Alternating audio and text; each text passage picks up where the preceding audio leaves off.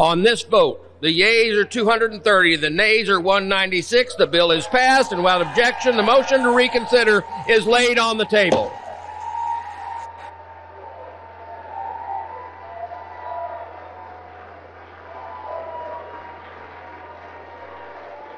And with that, everywhere you looked yesterday, Republicans were revolting against a truly revolting individual, Donald Trump. What you saw right there were MAGA Republicans joining forces with Democrats on the House floor to extend the Affordable Care Act subsidies. 17 Republicans joined with Democrats to vote in favor of extending the Affordable Care Act subsidies in the House of Representatives. Now it will move on to the United States Senate, where Donald Trump is going to work to try to block the Affordable Care Act subsidies from being sent to his desk because he would likely veto it anyway. But it wasn't just Republicans joining forces yesterday with Democrats to extend the Affordable Care Act subsidies, which you saw there on the House floor with everybody cheering, but there's a list of other things as well. So yesterday, by unanimous consent, the United States Senate agreed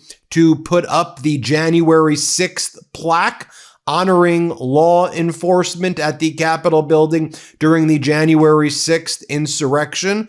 Republican Senator Thom Tillis, who is not running for re-election, worked on a bipartisan basis with Democrats as well. And good for Tillis for doing this. Obviously, the Democrats were the ones pushing for this January 6th plaque to be up. The MAGAs were blocking it. MAGA Mike Johnson in the House was blocking it. You had like the DOJ filing documents in court saying that a law that was passed in 2023 to officially put up this January 6th memorial plaque was unlawful, and MAGA Mike was saying it was unlawful. But I think after Donald Trump put up on the White House website all of those lies about January 6th, it was too much for even MAGA Republican Senator John Thune, the Senate Majority Leader.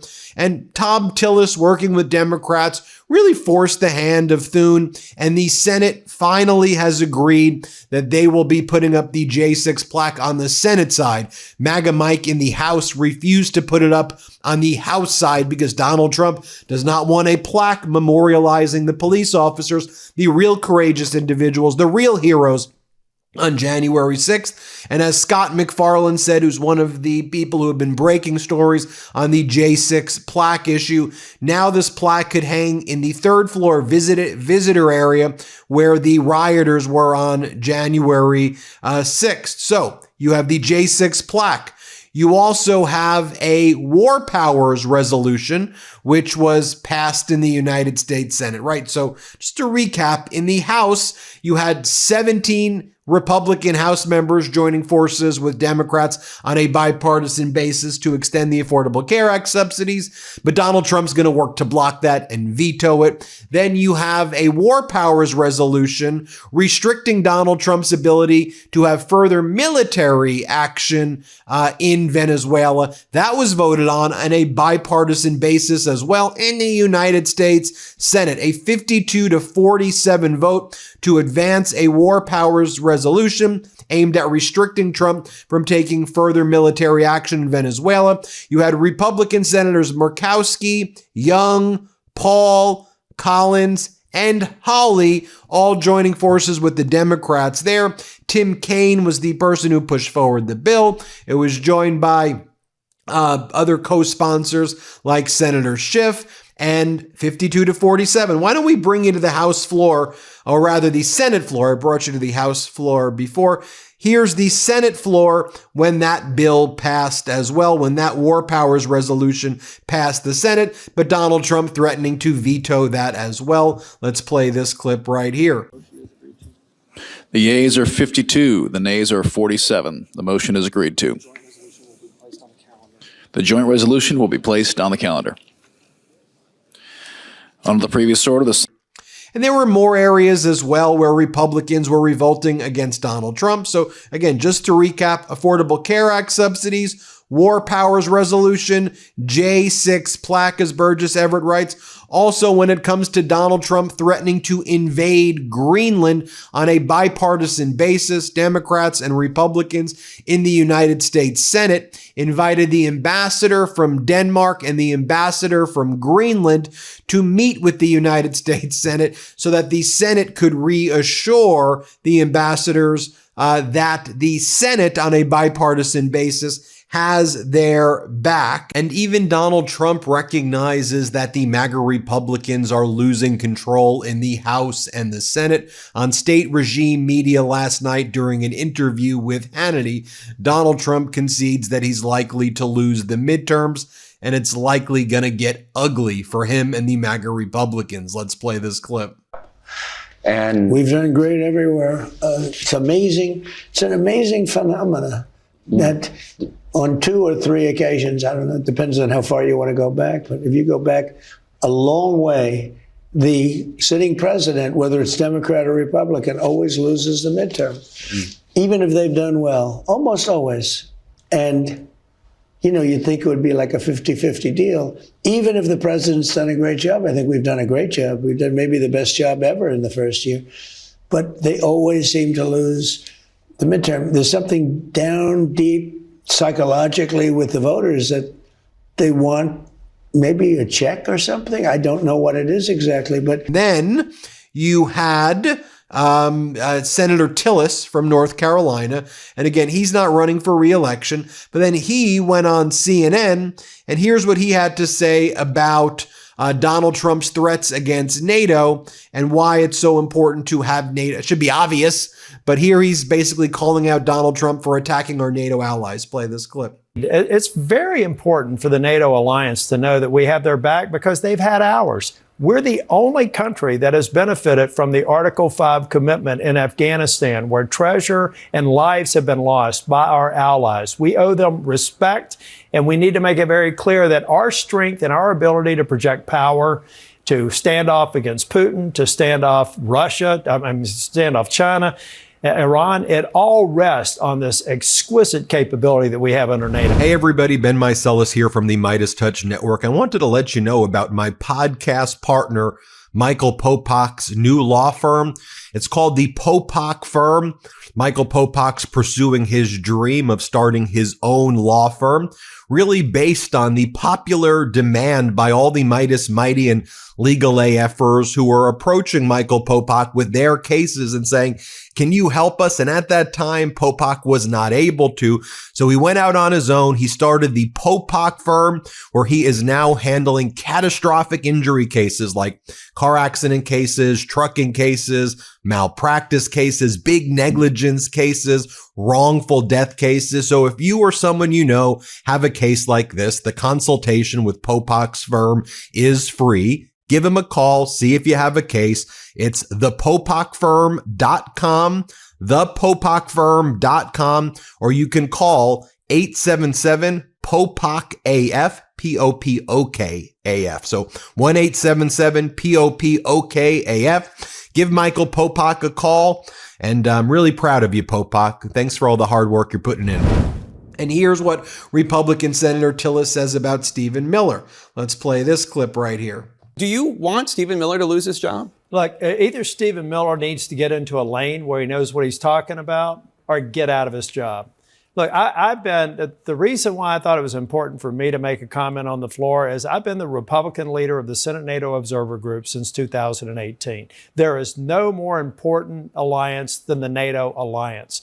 And Denmark has punched above its weight. It came to Afghanistan, lost 43 soldiers on the ground, fought in some of the most contested regions, honoring their Article 5 commitment to the United States. I think they lost more soldiers than any other country per capita. Per capita, they did. And Jake, they were in among the NATO allies at the time. It was 30 nations. They were among the top 6. And think about all the nations bigger than them.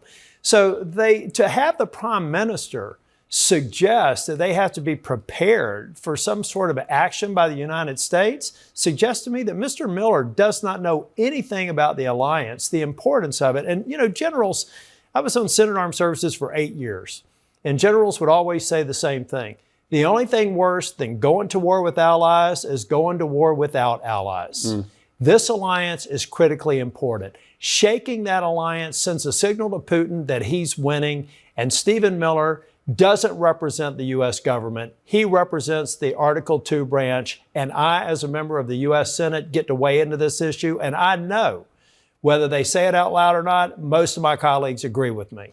And here's what Republican Congress member Bacon has to say. He's from Nebraska. He's also not running for re-election, but here's what he has to say about Donald Trump threatening to invade Greenland. Let's play this clip. White House just reiterated that U.S. military action to acquire Greenland is not off the table. Have you talked to anybody in the White House, President Trump, Secretary of State Rubio, or anyone else in the administration about this? Well, not since Miller's comment yesterday, but I hope Republicans stand up against this, universally oppose and give the feedback to the president, because this is appalling. Greenland is a NATO ally. We have a base on Greenland. We could put 4 or 5 bases on Greenland. They wouldn't mind that. They would make agreements with us on mining.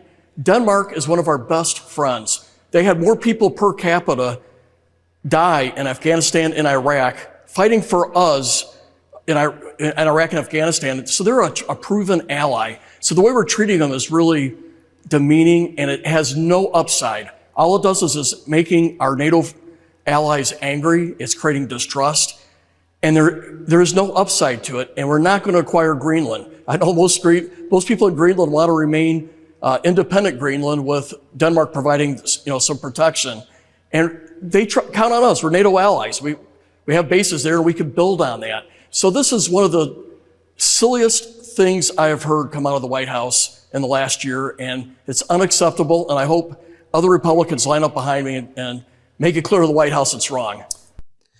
And although not a Republican, he's an independent. Jesse Ventura, former governor of Minnesota, independent, I think Reform Party, Vietnam veteran, Navy SEAL. He was visiting a high school that engaged in peaceful protests against ICE in the Minneapolis region. And he was showing support for the students there, and just show you how he's standing up for the people of Minneapolis and Minnesota. And his words about Donald Trump, to me, and I want to highlight him because he's not a Democrat, he's not a Republican, he's Reform Party. And, there's lots of areas where you can criticize him. There's lots of areas where, where there's support. But what he says here, it's the moral clarity here. The moral clarity here I have such a great deal of respect for. Here, play this clip. This is a place of learning, and you learn things like the Constitution. You learn about warrants. You learn about things of that nature. And what we're getting right now is violating all that, what kids are being taught. You want to know something? I'll give you a quote. We're a third world country now. You want to know why? I'm an expert. I've been to them. I spent 17 months in Southeast Asia while the draft dodger was playing golf, right? You know how I know we're a third world country? Because in third world countries, they have the military doing their police work in the cities when you walk around. I was in the Philippines the day Ferdinand Marcos declared martial law and went under dictatorship. We went from nobody to a guy with a machine gun on every corner. That's what happens in a dictatorship. In comes the military. That's what's happening here. And people better wake up to it. You want to read something? Then read your history of Germany and start comparing the tactics of what happened in 1930s Germany to what's happening here. Read history. You learn from history. And this is nothing new. This is all repeated. This is a game plan, it looks like to me, of what's going on here. How dare Minnesota, we'll take care of ourselves. We don't need federal troops coming in here without warrants. And here Ventura is again. Play this clip. Some people have said this undermines local law enforcement. It undermines the entire Constitution. The military cannot be turned loose unless it's a national emergency. They're going to tell me this is a national emergency. Message for Trump and or message for Governor Walz? Who was that? You mean the draft-dodging coward?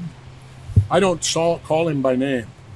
He's the draft-dodging coward who, when it was his time to serve his country, he did what all rich white boys did. I wasn't a rich white boy. I grew up in South Minneapolis. Most of me and all my friends are Vietnam veterans. We had to go. But the rich white boys never had to go, did they? And he didn't have to go, did he? And yet he's going to tell me what courage is? One more clip for Ventura I want to show you right here. We're a country of the Constitution. We have leadership now that has destroyed the Constitution. They don't follow it. They could care less about it. Am I right or wrong? I took an oath to defend the Constitution against all enemies, foreign and domestic. I view after January 6th, the Republican Party is a domestic enemy to our Constitution. I can't get any bolder than that, can I? Now contrast this to state regime media also trying to provoke the population in Minnesota, in Minneapolis. Here you have Laura Ingraham, talking to people there and saying, why are you wearing a mask? People because I'm cold, because my nose is cold. Here, play this clip. Disgrace to the human race. Why are you wearing a mask? To the human race. Why are you wearing a mask? Because my nose is cold. Why do you care if I'm wearing a mask? I'm just curious. Just a question. Agitated! This is the crowd, and they apparently are pulling their borders. There you have it, folks. Let me know what you think. Hit subscribe, help us get to 6 million subscribers, and thank you so much for watching this. Thanks for watching. Be sure to add the MeidasTouch podcast on Apple Podcasts, Spotify, or wherever you get your podcasts for new updates every single day.